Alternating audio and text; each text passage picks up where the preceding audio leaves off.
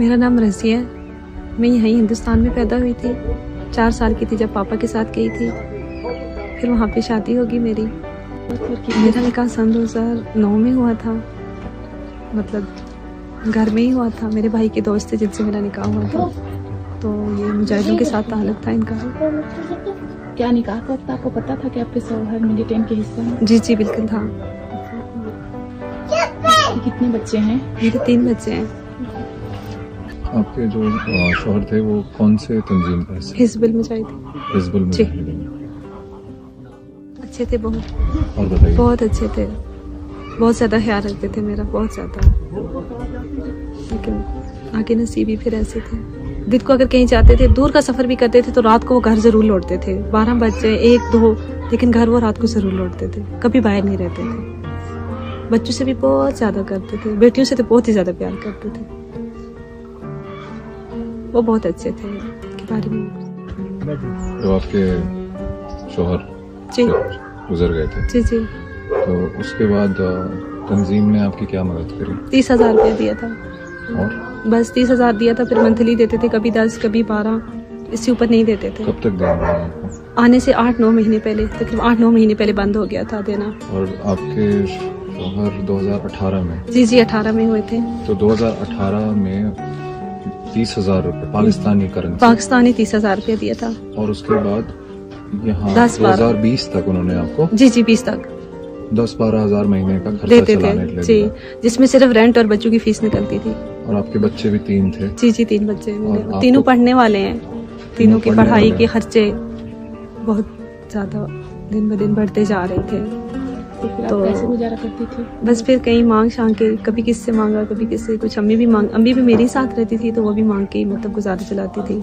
जो हम दोनों माँ बेटियाँ मांग के ही घर का निज़ाम चलाती थी, बच्चों की पढ़ाई वगैरह भी सब कुछ। मांग के मतलब कैसे? किसी के घर बर्तन वगैरह धो लिए, किसी के कपड़े सिलाई कर लिए, बस इधर उधर से।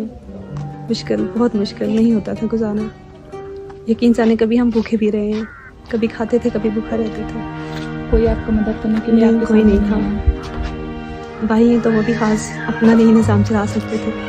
आखिर में तो उनका भी निज़ाम काफ़ी दरहम बरहम हो गया था, जिस वजह से हालात बहुत मुश्किल हो गए थे। आपको वहाँ किन किन तकलीफ़ों का सामना करना पड़ा? बहुत सारी तकलीफ़ें होती थी। जैसे? यकीन जाने घर में अगर एक चीज़ लाते थे तो दूसरी ख़त्म। वो लाते थे तो बिजली का बिल, उसको पे करने के लिए कभी किससे मांगा, कभी किससे मांगा, वो ख़त्म होता था तो गैस का बिल, वो दे देते थे बच्चों की फ़ीस। अब यकीन जाने रातों की नींद नहीं होती थी, बिल्कुल भी नहीं। इतनी टेंशन होती थी कि बस बच्चे भी भूखे रहते रहे हैं, बिना नाश्ते किए स्कूल जाते रहे हैं। बस भटकते भटकते दिन गुजरते थे, कभी किधर कभी किधर। साल एक तो हम रहे ठीक, 1 साल पूरा नहीं हुई किसी चीज़ की टेंशन। तो उसके बाद हमने बहुत मुश्किल हालात गुजारे हैं, बहुत मुश्किल। तो आप इस बात से सहमत हैं कि ये एक ऐसी संस्था है जो आपको मुजाहिद बनाती है, जी और आपके गुजर जाने के बाद आपके परिवार का कुछ समय के लिए ख्याल रखती है, कुछ समय के लिए लगती है और फिर नहीं, फिर छोड़ फिर देती है? छोड़ देती है उसको, क्योंकि ऐसे कि बहुत जैसे परिवार हो कभी जाते हैं। जानते ही नहीं थे किसी के। हाँ जी। जी बच्चों पे भी कोई नहीं, किसी को नहीं, बस बिल्कुल अपने हाल पे छोड़ देते हैं, पराया कर कोई देते हैं। तरस नहीं, जैसे कभी देखा ही ना हो इन लोगों ने हमें, अनदेखा सा कर देते हैं। फिर बच्चे हैं तो ये बस बहुत मुश्किल है। इनकी उम्र इतनी नहीं थी जितने इन्होंने मुश्किलें देखी हैं, बहुत ज़्यादा। तो आपने ये कदम कब उठाया कि आप वहाँ से वो छोड़ पाकिस्तान जैसे ही उन लोगों छोड़ेंगे? ने पैसे बंद किए तो उसके 1-2 महीने के बाद मैंने ये कदम उठाया कि मैंने जाना है। तो फिर रिश्तेदारों ने हेल्प की, कुछ भाइयों ने मांगा, कुछ इधर उधर से हेल्प करके हमने पासपोर्ट वगैरह बनवाए। फिर मैं बच्चों को लेके आ गई इधर। कहाँ से आए आप? हम लोग नेपाल वाली साइड से आए हैं। नेपाल वाली जी। साइड से? फ्लाइट मैंने ली थी इधर से न्यू इस्लामाबाद से कतर, तो कतर से आगे खटमंडू, काठमांडू, और काठमांडू से आगे खटमंडू से आगे हम आए दिल्ली, दिल्ली से जम्मू, जम्मू से श्रीनगर, और श्रीनगर आके मैंने पापा को कॉल की, तो उन्होंने टैक्सी वाले से बात की, और फिर शहर। फिर मैंने अपने पापा से मुलाकात की, फिर पापा ने इनके दादा दादी को कॉल की कि आपके बच्चे आए हैं, फिर आप आए। तो फिर वो इनको मिलने यहाँ आ गए थे। वहाँ से जब मैं निकली तो सिर्फ मेरे भाई का और मेरा आपस में मतलब रब्ता था, बाकी हमने किसी को नहीं बताया। तो जैसे ही हम श्रीनगर पहुँचे तो फिर मैंने अपने अब्बू को बताया। इनको भी उस दिन पता चला जब मैं श्रीनगर पहुँची। फिर रात को यहाँ पे रहे थे, तो फिर सुबह हम चले गए थे थाने में, तो वहाँ पे काफ़ी बयान वगैरह हुए। 4 दिन में वहाँ रही हूँ। उसके बाद ज़मानत हुई है तो फिर जा रही हूँ। वहाँ रही हूँ, वहाँ बच्चों का बहुत ख्याल रखा है मेरा। 4 दिन बच्चों का बहुत ज़्यादा ख्याल रखा है। बच्चों के साथ उठना बैठना ऐसे था जैसे हम फैमिली में रह रहे हैं। ऐसे लग ही नहीं रहा था कि हम घर से अलग रह रहे हैं। बच्चों को बाहर से चीज़ें ला के देनी, बच्चों का ख्याल रखना, बातें करना बच्चों के साथ, बहुत ज़्यादा ख्याल रखा है इन 4 दिनों में। बच्चे बहुत खुश हुए यहाँ पे आके। इंडियन आर्मी पुलिस आपने देख ही लिया है? जी जी बिल्कुल, मैं देख के आई हूँ। क्या व्यवहार है उनका? मैं रह के आई हूँ 4 दिन में रह के आई हूँ वहाँ पे। पहले दिन तो मैं बहुत ज़्यादा रोने लगी थी। मैंने कहा मैं यहाँ कैसे रहूँगी। फिर जब देखा वहाँ का निज़ाम तो यकीन जाने आने का दिल नहीं कर रहा था। बच्चे इतने खुश थे वहाँ पे, कभी नीचे कभी ऊपर, कभी नीचे कभी ऊपर। बस यही कहूँगी कि ये जो है मुजाहिद लेके जाते हैं, फिर वहाँ पे शादियाँ, इनको कोई ख्याल नहीं होता, ज़िंदगियाँ बर्बाद होती हैं। हमने जो हालात गुजारे हैं, मैंने जो हालात गुजारे हैं, यकीन जाने में रातों को जाग जाग के गुजारती थी कि सुबह मैं किधर जाऊंगी, कैसे क्या करूंगी। सोती में बिल्कुल भी नहीं थी। नींदें तो बिल्कुल जैसे थी ही नहीं, हमें सुकून तो बिल्कुल था ही नहीं। बच्चों के सुकून के लिए कभी दिन में किधर भटकते, कभी किधर कभी किधर। इनकी हर ज़रूरत कभी पूरी होती थी, कभी नहीं होती थी। कुछ ईदें ऐसी गुजरी हैं जिन पे इन्होंने कपड़े पहने, जिन पे नहीं पहने। बहुत मुश्किल हालात से हम गुजरे हैं। तो मैं यही कहूँगी कि सोच समझ के हर एक को ये कदम उठाना चाहिए। वहाँ जाके शादियाँ कर लेते हैं, जिंदगियाँ बर्बाद कर देते हैं, नहीं सोचते हैं पीछे रहने वालों का। अब इसके जो मेरे शोहर थे उनको लेकर गए, कम से कम घर बताते हैं तो बंदा चलो जाने से मना करता है, बताते भी नहीं है। बस ये कहते हैं कि हम कहीं लेके जा रहे हैं, 3 से 4 दिन लगेंगे, आप परेशान नहीं होना, नंबर बंद हो गया, अपनी टेंशन नहीं करनी। तो फिर बंदा इसी चीज़ में बैठा रहता है कि बस 3-4 दिन तक वापस आ जाएंगे।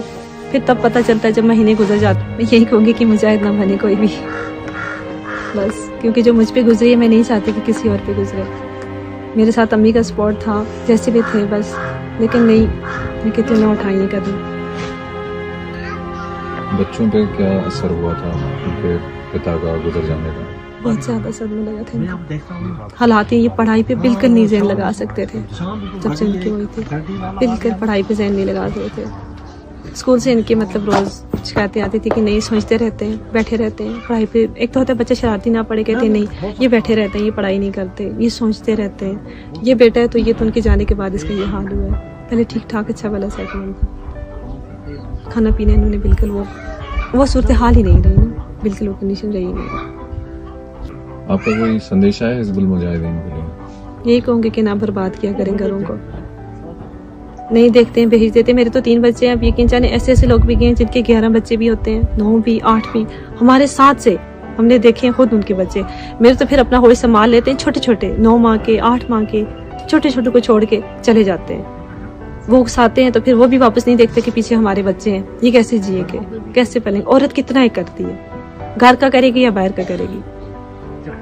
ये निकाल देते हैं, इनको कोई नहीं होता कि पीछे अगर ख्याल रखने वाले हों तो फिर चलो वो बात है।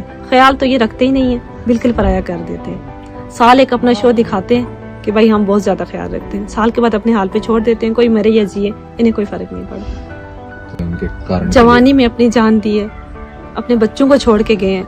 जिन बच्चों के बिना वो खाना नहीं खाते थे, वो बच्चे छोड़ के वो गए हैं, वो इनको छोड़ के चले गए हैं। तो उनको आप क्या कहना चाहते हैं? मैं यही कहूँगी कि किसी और का घर ये ना बर्बाद करे। खुद बैठे होते हैं मजे से अपनी अपनी सीटों में, कोई टेंशन नहीं होती है, इनको भेज देते हैं आगे दूसरों को। खुद भी जाए ना, बड़े किस लिए बने हुए हैं ये? कमांडर बने हुए तो अपनी कमांडरी को इस्तेमाल करें, सिर्फ हुक्म चलाने के लिए। आपने आज जाना है, आपने निकलना है, पीछे मुड़ के नहीं देखना कितने बच्चे हैं, क्या है, वो कैसे जिएंगे, कैसे पढ़ाई होगी उनकी। अभी पिछले दिनों वहां थी मैं, तो जो शहादत हुई है उसके 11 बच्चे थे, जिन भाई मतलब इतनी काफी उम्र के थे ना, 50 से ऊपर ही थे, तो उनके 11 बच्चे थे। वो बच्चे कैसे रहेंगे? मैं तो चलो कदम उठा के पहुंच आई हूँ, अल्हम्दुलिल्लाह। मुझे यहाँ कोई परेशानी नहीं है। मुझे पता है कि ये फैसला मेरा बहुत अच्छा था, आगे भी इंशाल्लाह मेरे लिए ये अच्छा ही साबित होगा। लेकिन वो बच्चे कैसे रहेंगे? बस तो ये हुक्म देते थे भाई आपने निकलना है फलानी तारीख पे, कहते हैं हम आपके बच्चों का ख्याल रखेंगे, आपके बच्चों को कोई तकलीफ नहीं देंगे। जब बीमार होंगे बच्चे तो गाड़ी घर पे आएगी, कोई नहीं।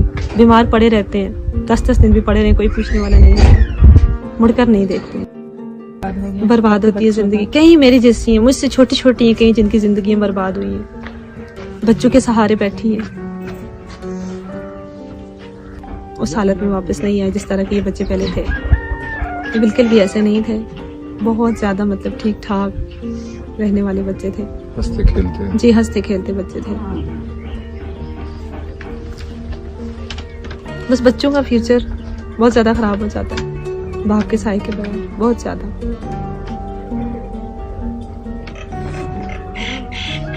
हमने ईदें भी मनाई हैं लेकिन ना मनाने के बराबर, हमने खुशियाँ भी मनाई हैं लेकिन ना मनाने के बराबर। नहीं, यहाँ पे मुझे 15 दिन हो गए हैं तकरीबन, काफ़ी सुकून में हुए, बहुत अच्छे सुकून से सो तो सकती हूँ जी, सुकून से सो सकती हूँ। टेंशन बच्चों की नहीं होती है, दिन को खेलते रहते हैं, उसमें भी बैठी रहती हूँ चुप करके। जिस हिसाब से कह रहे थे कि भारत में ये होगा तो वो होगा, अल्हम्दुलिल्लाह जी हम बहुत सुकून मिला आके, बहुत रिलैक्स हुए। मेरे बच्चों का बहुत ख्याल रखा गया यहाँ पे।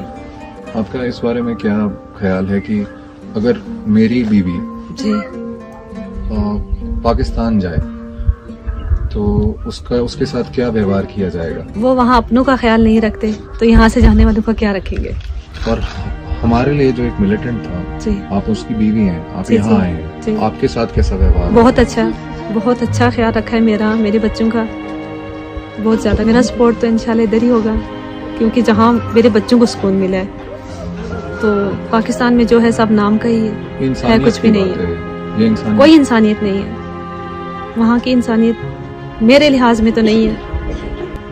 मैं यही कहूँगी कि वहाँ की जो तंजीम है वो यहाँ कश्मीर के जो नौजवान हैं अपने इस्लाम का मतलब गलत इस्तेमाल करके, तो इनका भी गलत इस्तेमाल करते हैं नौजवान सारे, जिंदगी इनकी बर्बाद कर देते हैं। कुछ तो जवानी चाहते हैं बेचारे, जवानी भरी जवानी में कुछ शादी करके खुद को भी बर्बाद करते हैं और बच्चों को भी।